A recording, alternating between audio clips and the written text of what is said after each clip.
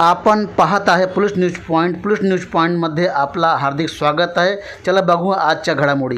असतील, वंदनाताई असतील, या सगळ्यांचं मार्गदर्शन घेऊन या संपूर्ण भागामध्ये आमची अध्यक्षांची इच्छा होती की एकदा एक इन्फॉर्मल एक चर्चा व्हावी.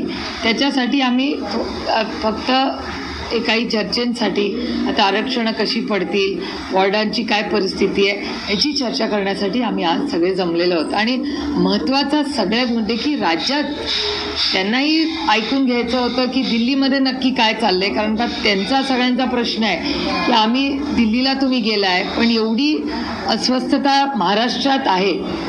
रोज प्रत्येक चॅनलवर महाराष्ट्राची आर्थिक परिस्थिती असेल, सामाजिक परिस्थिती असेल, ज्या पद्धतीने महाराष्ट्रामध्ये क्राईम वाढलेला आहे, पुण्यात तर भयंकर क्राईम वाढला आहे. ट्रॅफिकचे मुद्दे, पाण्याचे मुद्दे, कचऱ्याचे मुद्दे, खूप मोठी आव्हानं राज्याच्या समोर आहेत. तर ह्याच्यावर एक सविस्तर चर्चा, दिल्लीत काय चालली आहे यांचे काय ऑब्झर्वेशन आहेत आणि महाराष्ट्रात जी परिस्थिती आहे त्याच्यावर एक मोठी चर्चा आम्ही आता बसून केली. हो, अर्थातच माननीय मुख्यमंत्री आले होते 2 दिवस आणि मी काय लपलेली गोष्ट तुम्हाला सांगत नाहीये.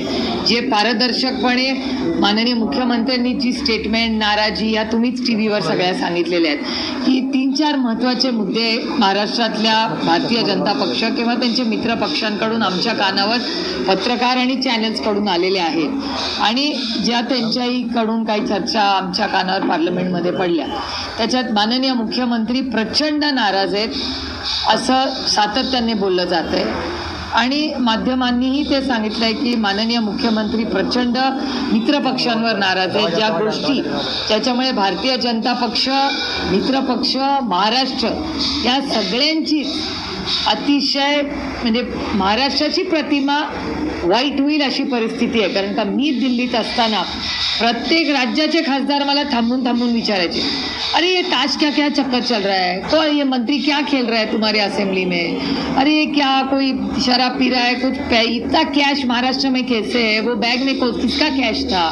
असे अनेक प्रश्न मला सातत्याने महाराष्ट्रा बाहेरचे खासदार, कारण का तुमची सगळी चॅनल्स आहेत सगळ्या भाषांमध्ये, तुम्ही इथे बातमी करता ती बरोबर त्या लोकल भाषेमध्ये तिथे जाते. त्याच्यामुळे महाराष्ट्रात कुठलीही घटना घडली हे दुर्दैव आहे की संपूर्ण देशात महाराष्ट्राची प्रचंड अडचणीची परिस्थिती झालेली आहे. दुर्दैव आहे. मला लोकांनी कॉन्ट्रॅक्टरनी केलेल्या आत्महत्याबद्दल विचारलं की काय नक्की आहे बाबा, खरंच पैसे, खरंच दिवाळखोरी झाली आहे का पुणे जिल्ह्यात, महाराष्ट्रामध्ये, असे अनेक प्रश्न आहे. लोक आणि तज्ज्ञ असतात हो.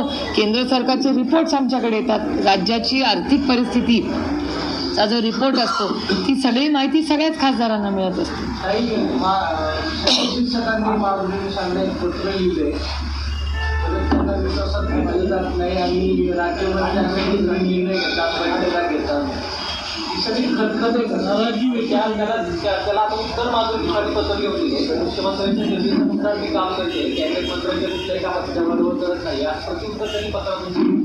एक तर माधुरीताई एक महिला आहेत, एके महिलेला संधी म्हणजे एकीकडे लाडकी बहीण योजना करायची आणि दुसरीकडे जर एखादी महिला काहीतरी करू पाहत असेल आणि त्या मंत्री तर आहेतच ना, एखादी महिला मंत्री काहीतरी करू पाहते आणि तिच्या जबाबदारीच्या चौकटी, आणि आमची अपेक्षा आहे की प्रत्येक मंत्र्यांनी मीटिंग्स घ्यावी, आढावा घ्यावा.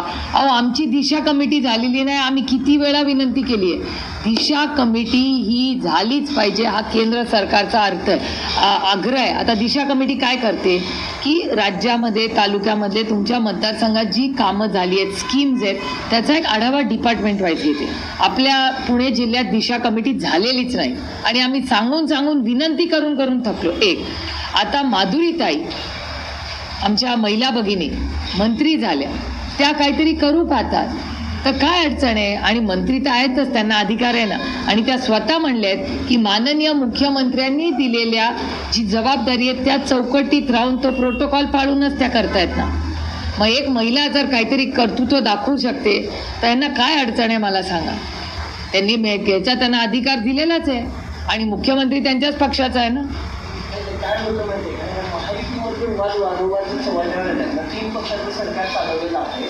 अडचणीत येतात ते शिंदेचे किंवा अजितदादांचे मंत्री आमदार, वाद होतो यांचाच व्हिडिओ बाहेर येतात ते याच बदलायचं भाजपचं काही होत नाही महायुतीत कुरघोडी सुरू आहे का वाद सुरू आहे?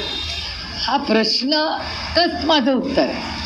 हा प्रश्न तुम्ही मला नाही विचारायला पाहिजे. हा प्रश्न तुम्ही मित्र पक्षांना त्यांच्या दोन्ही विचारायला पाहिजे. आणि माननीय मुख्यमंत्री तर अतिथी देवो भव, दर आठवड्याला त्या पुण्याला येतात. पुढच्या वेळेस येतील तेव्हा हा प्रश्न त्यांना विचारा.